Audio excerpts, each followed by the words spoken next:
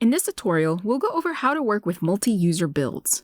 Let's begin by logging into Byldr in your device. Once there, begin by making a build or two. I chose to make 2 in order to give my teammate the ability to move or switch environments back and forth by tapping on an object. First, you will need a pin in order to share your build. You can get that pin in 2 places. The first is from the Settings button in your project menu. Once you've opened up your Settings menu, select Options. The pin is located at the top besides Pin.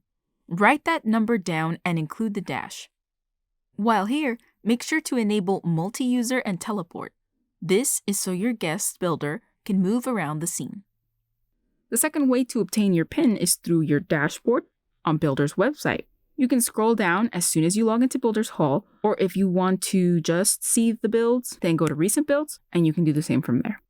Select the build you just made, or any other. Find the icon that looks like a little share, a rectangle with an arrow. If I hover over it, my tooltip will tell me pin. When you select it, your pin will appear in a small white bubble right above it. As a side note, from here, you can add and change the description of your build and rename your file. Now, I'm going to send my pin to my teammate, and we'll go from there.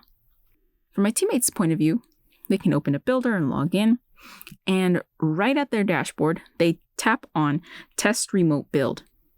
They enter pin once prompted, hit Submit, and that's it.